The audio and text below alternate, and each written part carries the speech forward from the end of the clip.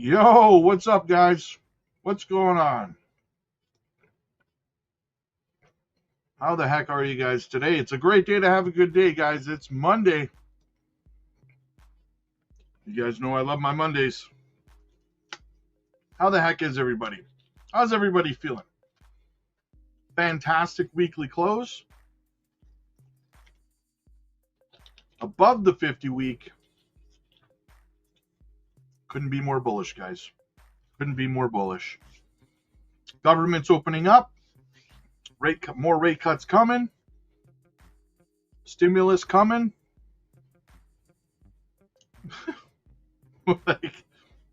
like a week ago, everyone was in panic mode, right? It's amazing how fast these markets can turn around. I hate to say a toe-to-so, but a freaking toe-to-so, right?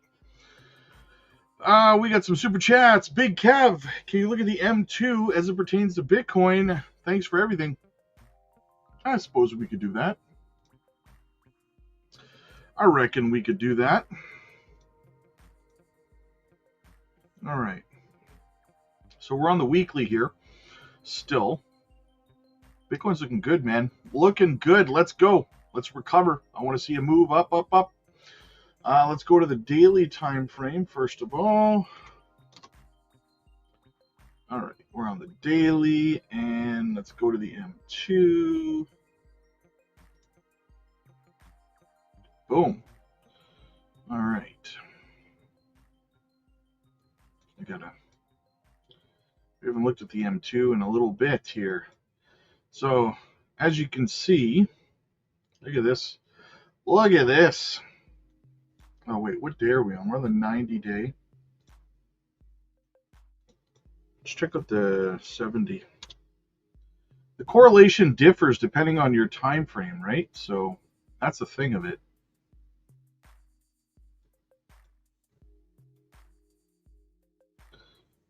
All right. So as you can see, we have definitely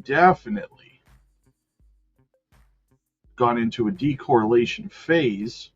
But as we always say, the M2 or Bitcoin and the M2 always recouple. If we zoom out,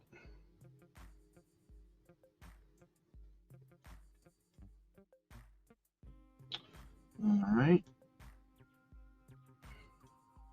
Sheesh, man. Sheesh. Right? Look at that. So we will recouple eventually. Eric. Nakamoto Games down hard due to exchange delistings, buying opportunity. Actually, Eric, before I went live, I looked that up. They're not being delisted. That's misinformation. People need to understand the difference between a spot delisting and a futures delisting, right?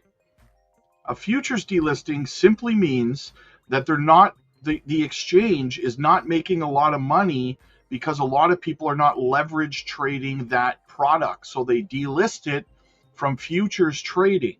That in no way, shape, or form has any effect at all whatsoever on spot listings. Does not mean that the people cannot still buy Nakamoto Games on all the exchanges that they're not trading futures on anymore. There is absolutely no correlation whatsoever between a spot listing and a futures listing. Completely different things. People need to understand these things. There has been no spot delistings, zero, for Nakamoto Games, nor Miria. So I hope that's clear. It seems like every other day I have to clarify that. I hope it's clear this time. William, what's up, buddy? Good to see you, man. Good to see you. What else do we have? Danny, what's up, man? Come in to like and comment. I'll have to watch later. Hey, absolutely, brother. Thanks for popping in, man. Crypto Big Dog says, let's go, Big Rob. Just a reminder, you're my boy, Blue. You're my boy. There you go. Nick, what's up, buddy? If at first you don't succeed, join Rob and get filthy stinking rich. Let's go, baby. Kizzo, what's up, man? Hey, Rob, how's it going? How much chop sideways action do you reckon we're going to have over the coming weeks? Maybe next week we might see a little bit of choppiness, but as we've seen before, if we go back and we look at the weekly time frame, right? Whenever Bitcoin hits the 50 week like we did, it moves aggressively to the upside very, very quickly. Very little chop. I guess you could consider this chop, but this is chop in an upward trajectory. This chop lasted for 1, 2, 3, 4, 5, 6, 7, let's say 8 weeks from there, right? It went up to wick, 37.39% even in sideways action, right? So if Bitcoin went up like 37%, that would be like a $154,000 Bitcoin right now or something. So it might not seem like a big move, but it would be very, very nice. Big John, what's up, man? Pre-rich. Absolutely. David, hey, click the likes or all goes down. Yes, we're going to crash into a bear market if you don't hit the like button, guys. AF says, happy Monday, Brother Rob. Thank you so much for looking after us. Everyone like and subscribe and get all the authentic information from the one and only Brother Rob. Absolutely. Yes, guys, hit the like and subscribe. We got 176 people watching. We have 40 likes, guys. Come on. You're doing me dirty here. You're doing me dirty. Jake the Snake says, everyone a week ago, we're so host. Everyone now, we're so back. Yes. Paul, good to see you, buddy.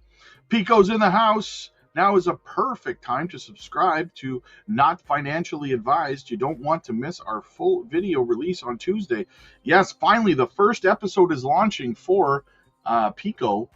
Episode 1, Not Financially Advised. Hang on a second here. I shall show you. I'll show you. Yes, they're launching. Episode 1 comes out tomorrow. Tuesday. Yep, tomorrow. Episode 1, guys, you're not going to want to miss it. Make sure you subscribe over here. You want to get in from the beginning. This is going to be absolutely epic, in my opinion. Funky says, howdy, howdy. Jake the Snake, what's up, brother? Just bought more XCN and Zivik. Nice. There you go. Dave, what's up, man? Good to see you, brother. Let's go, baby. Absolutely. Benjamin. Hey, Rob, choose the same trade. Choose the same trade you posted today an hour before. Nice, which makes me feel so smart. Should I assume handsome, too? Let's not get crazy or anything here. Gamecast, from here on out, we troll the trolls. Remember this comment, Rob. Exactly. Earth Prospecting, agree 100%. Blessings to you and your family. Thank you, Earth Prospecting. Thank you so much. Oh, House in the house. Built the first snowman of the year just in time. Oh, we don't have any snow yet, but it is freezing, though, where I am. Over the top, supporting me over on Rumble, guys. Make sure you are subscribing on Rumble. Follow us there as well. My two favorite R words, Rob and Rumble. Let's go, baby. If Trump gives that 2K stimmy money, we know where our exit liquidity will be coming from. Yes, Beebs, what's up, brother? Good to see you, man. Rip R, I was the first like. I'd do it again if I could. It's really easy to press the thumbs up button, people. Yes, and it's free. It's free. Bruno says, good afternoon, Rob. Special night. What's the Jasmine coin prediction 2025? 2025. Depends on what happens over the next little while here. If Bitcoin starts going crazy, we could see 7-8 cents, maybe higher. Depends, right? I hate answering questions like that because people ask, they say, hey man, what do you think Jasmine's going to go to by the end of the year? And then I'll say like 7 or 8 cents. And then if it doesn't go, they're like, you freaking said, man. Right? So, yeah. Anyway, we're caught up. Oh, Matt Adam watching over on X. Thank you so much, brother. Yes, make sure you're supporting us on X as well. Follow us there, guys. 100%. Okay, we're caught up in the chat. Let's get into the news, guys. What's going on out there in this crazy crypto world? Let's have a looky-loo. Beeb says, it's a great day to have a great day. Tampa Bay, 61 degrees and sunny. Nice. That's a win right there, brother. All right, so Bitcoin's next move could shock traders if Bitcoin price breaks above $112,000. Bitcoin reclaimed $106,000 on Monday as the U.S. government shutdown appeared to be nearing an end. Analysts had warned that an extended funding halt could further dampen consumption, especially after thousands of flights were canceled. As a tech-heavy NASDAQ index rose 1.5%, the cryptocurrency market followed suit. Traders are now assessing whether Bitcoin's latest gains can hold amid weak demand for bullish positions in Bitcoin's derivatives. 2-month Bitcoin futures currently trade at a 4% premium over spot markets, which is below the 5% threshold considered neutral. The lack of appetite for leveraged long positions likely reflects the $270 million in forced liquidations that occurred between Tuesday and Wednesday. After Bitcoin lost support at $107,000, buyers may need additional confirmation that the economy is indeed entering a recession before re-entering the market.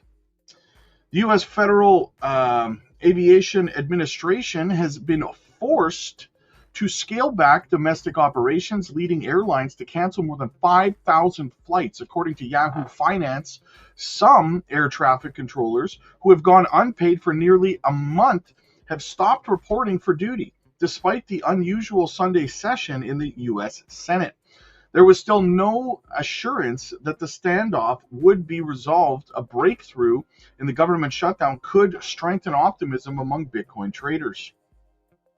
The U.S. Supreme Court has questioned President Trump's authority to set certain import duties. The uncertainty surrounding both the duration and ongoing government shutdown and the sustainability of additional import tariffs adds another layer of risk. While the short-term economic consequences remain unclear, the overall effect has so far supported the fiscal budget by delaying expenditures and generating extra revenue. Still, Bitcoin is not immune to the broader market concerns about weakness in the U.S. economy. The Bitcoin option skew, or the put call, declined to 6% on Monday, marking the edge of a neutral to bearish market for the first time in November. When traders anticipated a sharp correction, the metric typically jumps to 10% or more, as put or sell options trade at a premium. What might restore traders' confidence as a potential $120,000 rally remains uncertain, but the current setup clearly signals skepticism. Unlike monthly Bitcoin futures, perpetual contracts typically remain closer to a spot Bitcoin price due to their adjustable funding rate.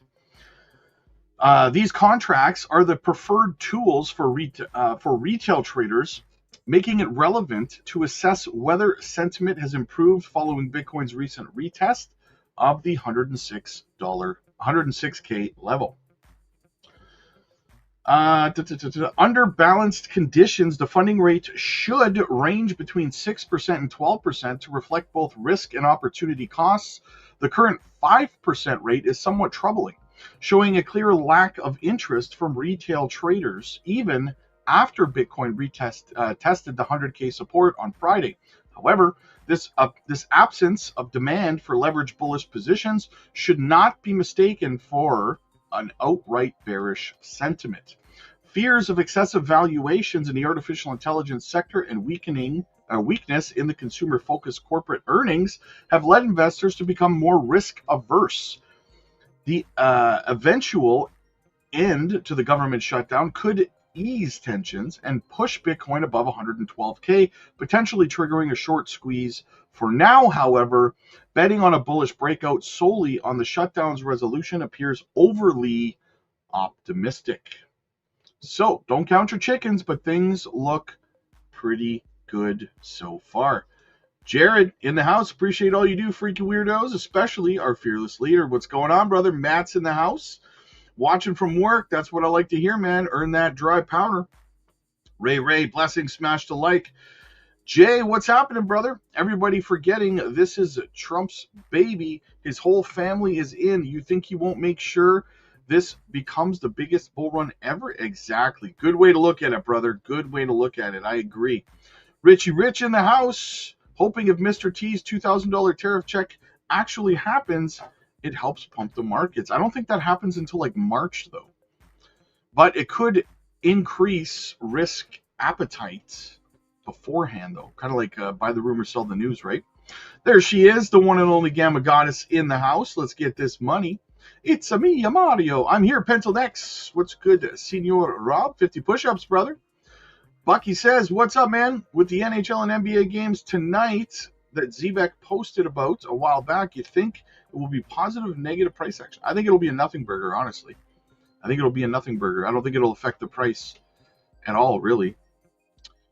Ramona says, hit the like button. Absolutely, guys. Smash it, whack it, crack it. Do what you got to do, guys. Do what you got to do. All right, let's get into the next piece.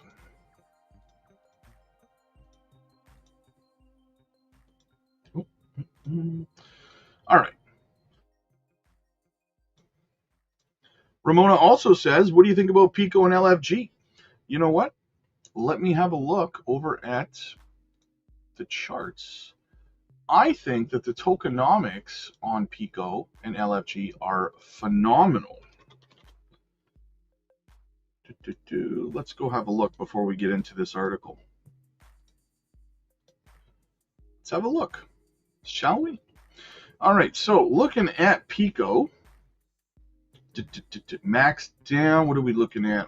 It is up 9% on the day, 91% on the week. It has been on a firestorm of a run, both Pico and LFG, over the last 3 days. They have been climbing. Yeah, tokenomics are fantastic. 1 billion max supply on Solana. I like it. I dig it. I dig it. They're launching their first episode of their TV show on YouTube is actually launching tomorrow, and it's like a Family Guy type show, so it's going to be a lot of adult humor and stuff like that. You guys make sure you get over there and subscribe. You can get it on Jupiter, Pump.fun, Radium, I believe. So yeah, absolutely, looking super fantastic.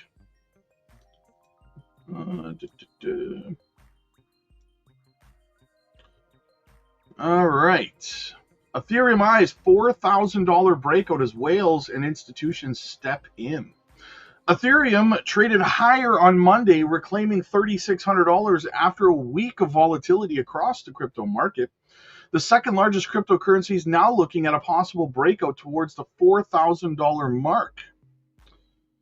Rising around 7% in the past 24 hours. The price recovery in Ethereum comes amid a mix of bullish on-chain activity and cautionary signals from the derivatives markets. According to Fairside data, ETF outflows totaled more than $507 million in early November. Meanwhile, whale accumulation and upcoming network upgrades continue to provide optimism for Ethereum's long-term outlook.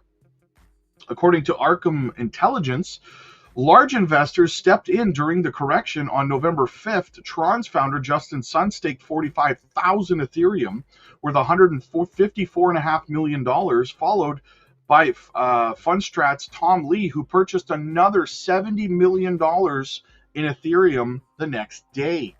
The renewed whale accumulation aligns with CryptoQuant's data showing record high Ethereum trading volumes on the leading crypto exchange Binance. In 2025, trading has already surpassed $6 trillion, a level 2 or 3 times higher than previous cycles. On top of that, Ethereum open interest has climbed to 12.5 billion, indicating speculative momentum, but also raising concerns of highly leveraged market.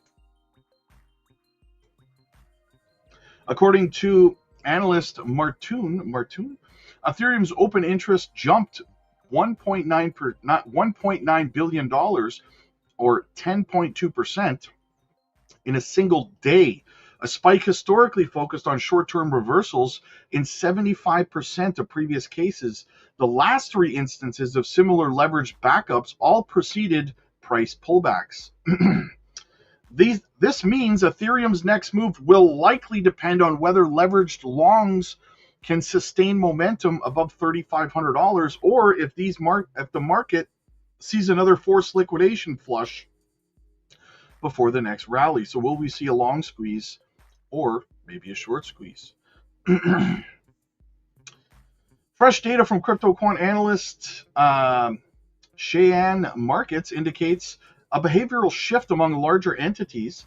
The spot average order size for Ethereum has increased sharply following a recent market shakeout, a metric that historically marks the start of an institutional re-entry and early accumulation phase.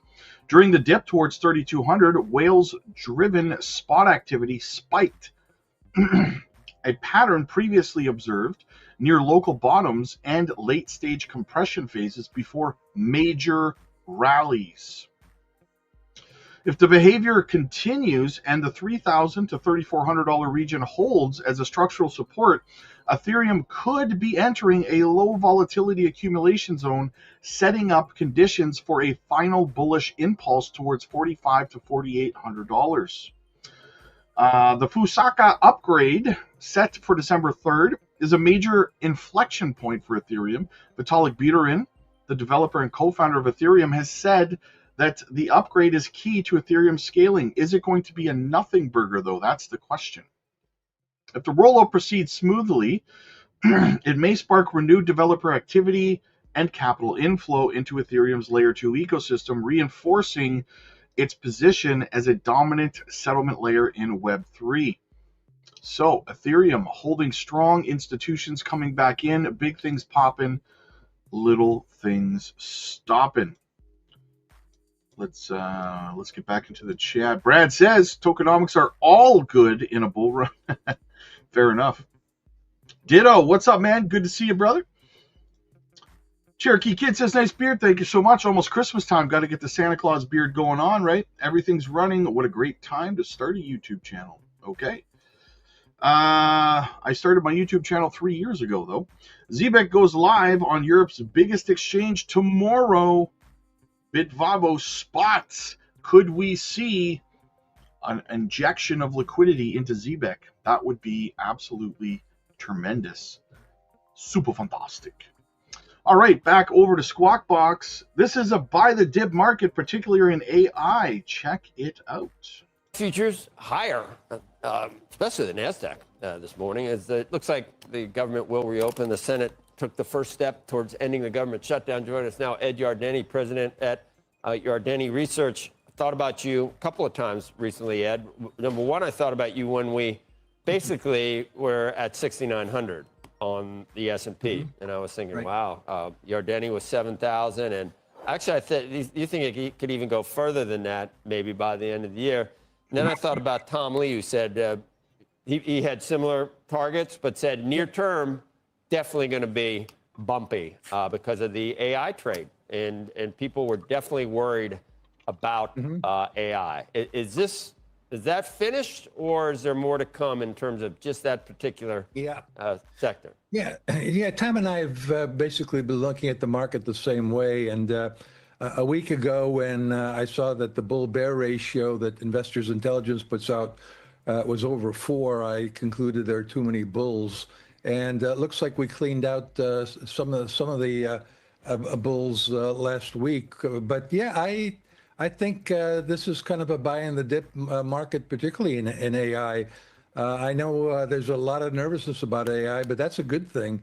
In the late 1990s, when I was around during the bubble, the tech bubble followed by the tech wreck, nobody saw the tech wreck really coming. Nobody was really worried about a bubble in the market that I can recall. Not the way it is today, where everybody seems to be worrying about it.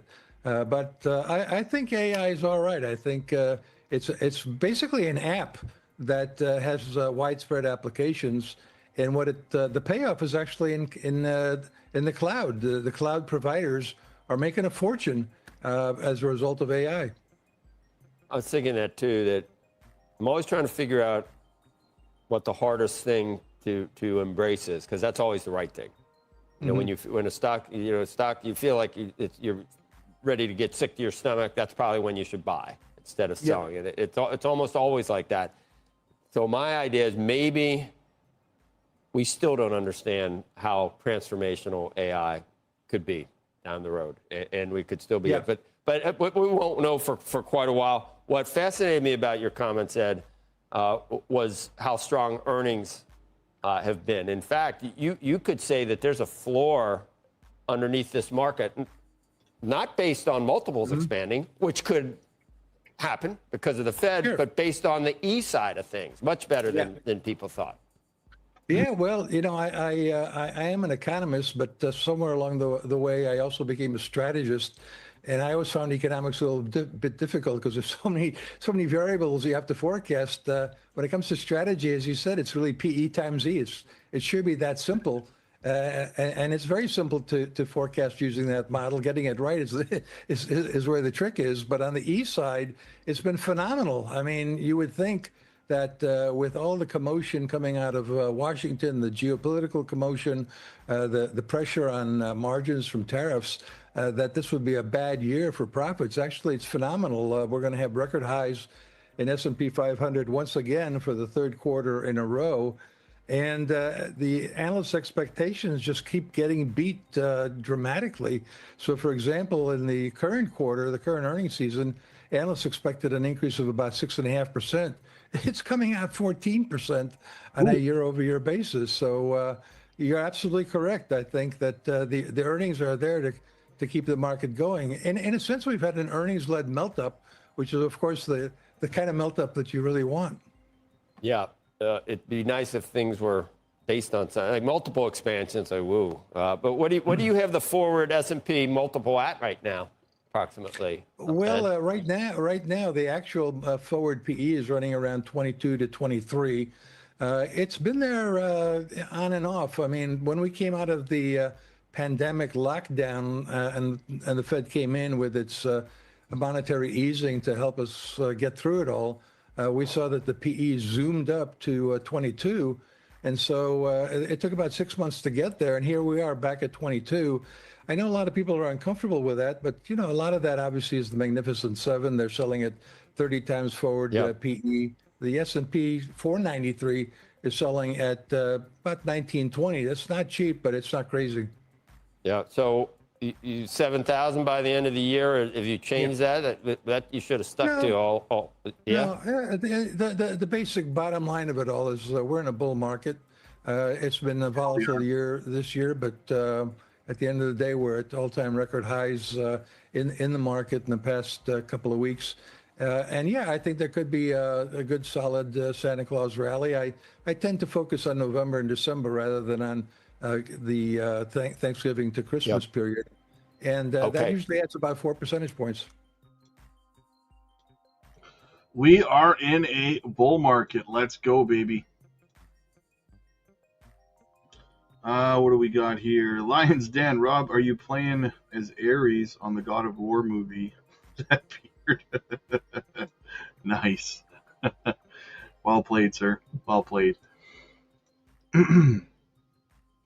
Strategy and Metaplanet's Bitcoin experiment meets its toughest test yet.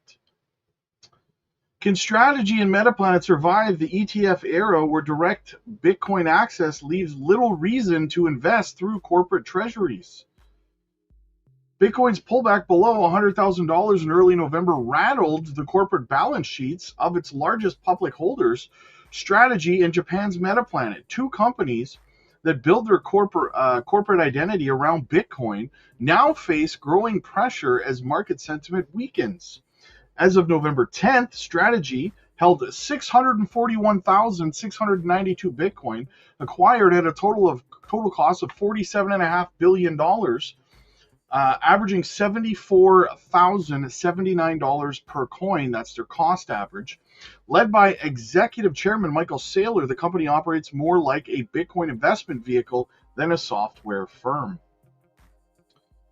The latest purchase, worth $49.9 million, was made today and pushed the firm's total Bitcoin holdings to more than $68 billion at current market value. Metaplanet, listed on the Tokyo Stock Exchange, has undergone a complete transformation since 2024, evolving from a hospitality firm into a corporate Bitcoin treasury. It now holds 30,823 Bitcoin, valued at about $3.23 billion, making it the largest non-U.S. public company holding Bitcoin. Despite their massive holdings, both firms' equities have fallen sharply. Strategy stock trades near $239 as of November 10th, down 55% from a record high of $543 reached a year ago in November of 2024. Metaplanet, after hitting a peak of 1,930 yen in June, what? 1,930 yen. That's not like $5. In 2025 has fallen to around okay, that's what their stock is worth. Never mind. Fallen to around 427 yen. I see. Marking the steep 78% drop within months despite ongoing Bitcoin accumulation. The downturn accelerated during Bitcoin's correlation from its October record near $126,000 to below $100,000 in early November, driven by consecutive days of net outflows from the U.S. spot Bitcoin ETFs. Let's dive deeper into the financial structure of how future Bitcoin price movements could alter their prospects. Strategy and Metaplanet have built financing systems that let them continue buying Bitcoin without depending entirely on their cash reserves. Both raise funds from public markets and channel that capital into expanding their Bitcoin holdings. Strategy uses three main methods to fund its purchases. The first is through common stocks, the regular shares available for trading on the stock market. When the company issues new shares, it receives cash from investors and uses parts of it to acquire Bitcoin. The second method is through convertible notes, which are loans that allow investors to exchange their debt for company shares later, often in the stock price, if the stock price increases. The structure lets Strategy borrow at lower interest rates since investors anticipate potential gains if the stock performs well. The third method involves a newer class of preferred shares called Stretch. A Series A Stretch preferred shares traded under the ticker STRC pay a monthly dividend that can be adjusted based on market demand. The goal is to maintain the share's price near its stated value of $100. Company filings in October showed a 10.50% annual rate for November. These tools provide the firm with flexible funding options. When Bitcoin's price rises, investor sentiment improves. Strategy can issue shares and preferred stock on more favorable terms. When Bitcoin weakens, investors demand higher dividends or lower prices to take on added risk, which raises the company's cost of capital. If the share price also declines, issuing new stocks becomes more dilutive, reducing the ownership stake of existing shareholders. Multiplanet follows a similar model. Company equity sales with debt financing. The management team has set a long-term target of holding 210,000 Bitcoin by 2027. Metaplanet has also created subsidiaries in Japan and the US to bundle its Bitcoin-related operations. In early November of this year, several reports indicate that Metaplanet secured a $100 million loan backed by its Bitcoin holdings. The company pledged part of its Bitcoin as collateral to obtain the loan. If Bitcoin's price falls, the collateral value declines, and lenders may require additional Bitcoin or reduced borrowing, so they would have to put up more Bitcoin as collateral, right? So very risky, guys. Are more people leaning towards buying spot Bitcoin ETFs than they are interested in getting exposure to Bitcoin through these companies like Metaplanet and Strategy, who are just treasury companies at this point, right? It does kind of make sense for these companies to just say screw it, or these entities to just say screw it. I'll just buy spot Bitcoin ETFs through BlackRock or whomever else. So that could spell trouble for Strategy. And listen, in the bear market, if that spells trouble for Strategy, it spells trouble for the price of Bitcoin, because that would mean that Strategy at some point would have to start offloading its Bitcoin. Probably not until a bear market, though. Ty, what's up, man? Reapers in the house, loaded up on Zebek Beg. Nice, there you go. Danny, what's happening, my man? What's happening? All right, so government shutdown update. This is what you've been waiting for. Right now to break down the latest developments in the government shutdown, Jake Sherman, Punchbowl News' co-founder, an NBC News and MSNBC political contributor. So here we are, perhaps on the cusp of a deal. I want to know what you think the Democrats are going to get for all of this, what you think the Republicans are going to get for all of this, and the way the public is going to think about this when it's all over, if they think about it again at all. Maybe they won't think about it again at all. The Democrats get nothing. Let's just be clear. They get nothing. They don't get, there's no significant policy wins in this for Democrats. They have been spinning it as, well, they get SNAP for a year. They get to reverse the mass layoffs that the Trump administration has conducted since October, and they forestall any layoffs until through January. First of all, the Trump administration laid people off during the shutdown because the shutdown was ongoing. SNAP is funded because that's what happens when you reopen the government. You fund the agriculture department. So there's nothing. There's no real policy victories at all for Senate Democrats, and it reproves the point, Andrew, that shutdowns, the instigating party in a shutdown never gets anything. Donald Trump learned that in 2018, 2019. House Republicans learned that during their Obamacare shutdowns early in the Obama administration. You don't get anything. Now, Republicans, I will say this is not without risk for Republicans going forward, because they're going to be plunged into a conversation about healthcare, which has never been a winning issue for them. Maybe it changes. I don't know. I can't tell the future, but they will be forced to talk about healthcare, which is not a great topic for them. And these credits are expiring. They are. They're going to expire at the end of the year, and maybe they can find something better. Maybe they can't. But that's the only real risk I see for Republicans, which is a modest risk at that.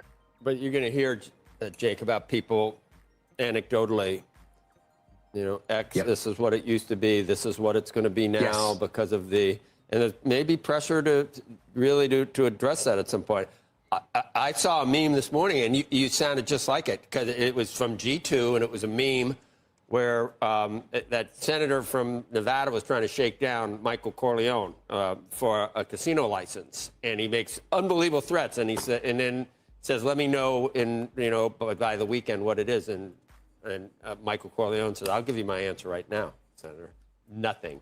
And that's exactly how I'll give you, and you're going to pay for the license. But Jake, the thing that I'm trying to figure out is, do you think that a year from now, come the midterms, that somehow this factors into that discussion? Midterms are, I don't know. Or does this just go away? Who's worse off, Schumer or Republicans in the midterms? Neither one looked very like they're in a great position, Jake. I'll put it this way. In Donald Trump's Washington and Donald Trump's America, 12 months it might as well be 12 years. We don't know what we're going to be thinking about, what voters are going to be thinking about next year. Now, the question is, if Joe is right, maybe they will have to fix this. If premiums are up 2x or 3x in some places, who do voters blame? Do they blame Republicans who control all of Washington, or Democrats who put the law into place and folded in the shutdown? I can't tell you the answer to that definitively.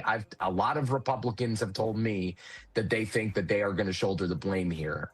And listen, Trump seems at the moment, again, with Trump, you don't know where it's going to go, but at the moment interested in doing some sort of healthcare effort. I think that is not easy for Republicans. We've seen over the last 15 years, nearly 16 years, Republicans have not been successful in putting out a plan that people can rally around that is as comprehensive as the ACA, and maybe they don't want to. Maybe they'll make changes around the edges.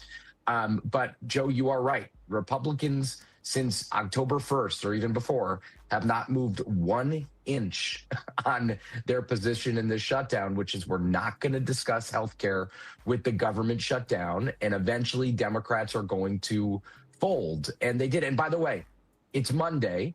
Maybe the Senate finishes this today. If they're lucky, they need to get consent from 100 senators. So we're going to go into at least toward the end of the week, middle end of the week, before this is fully resolved. And it will take airports and the rest of society a couple of days here to snap back.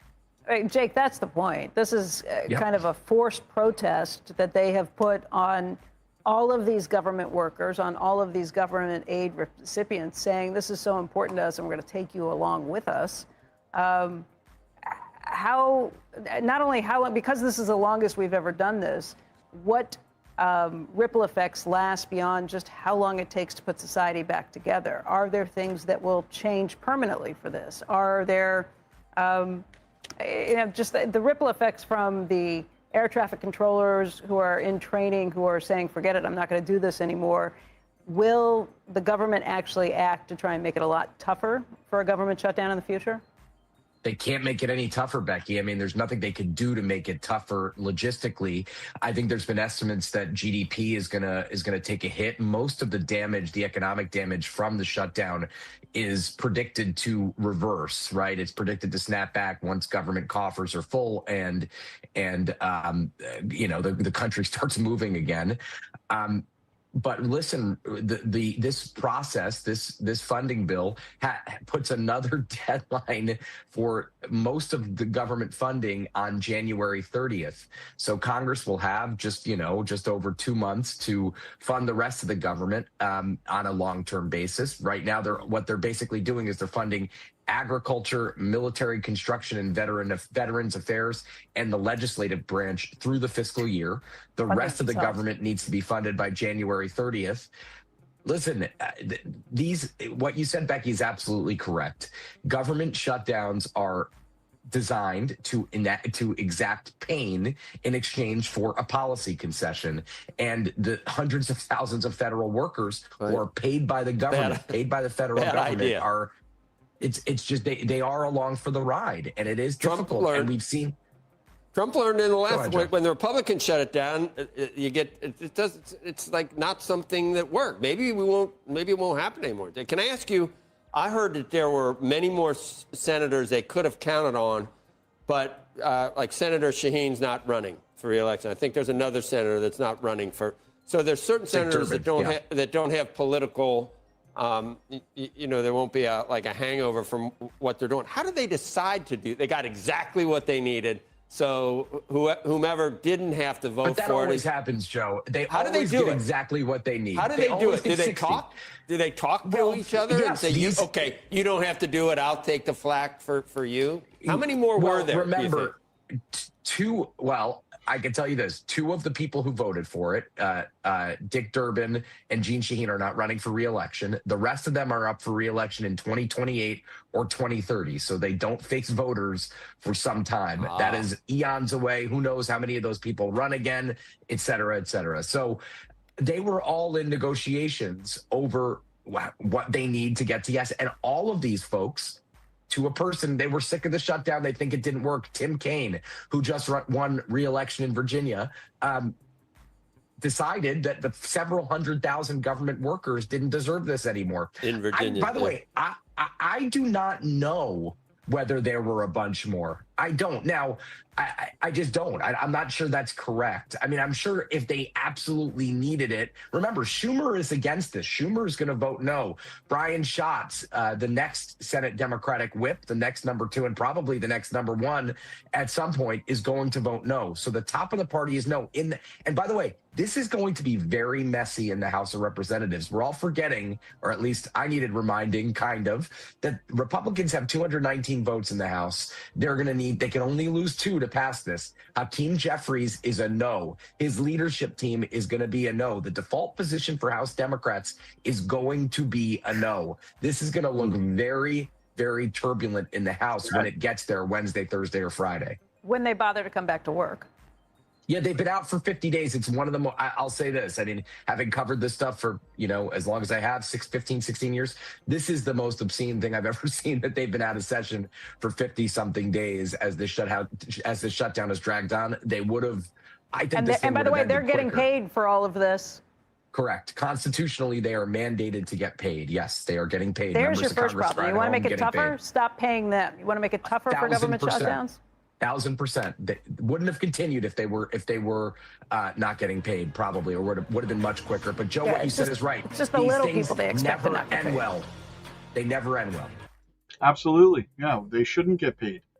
If they're choosing to shut the government down, they're being paid by the people to do a job. If they're not doing the job, They should not be getting paid the people's money, period. Right? Jay, you think it's a good time to get in on Junction? I would wait for a pullback personally, my friend, not financial advice. We saw what happened with World Liberty Financial when it launched. A bunch of people were buying the top. I said it was going to crash. People got mad at me for saying it, and then it crashed. And then people bought in lower, right? Here's my offer. Nothing. Yeah, I mean, I'm hoping all altcoins will be, kind of ending the altcoin season sometime around the end of February to the middle of March. I'm hoping that's how it plays out. So, yeah. All right, guys, I got some coaching calls to get to over on the Patreon. Get over there, book your coaching calls today, or join one of our group coaching calls. I also dropped a new trading video over there this morning for our trading group, so check that out. And I'll be uploading the DCA portfolio video for that course a little bit later. Also, guys, all of our training courses are free to our Patreon members. You have access to all of it. So I will see you guys over on the Patreon. We also have Patreon Live tonight at 6 p.m. Central. So I'll see you guys there. Click like if you like this video. Click subscribe if you really liked it. I'll see you guys in the next one. God bless.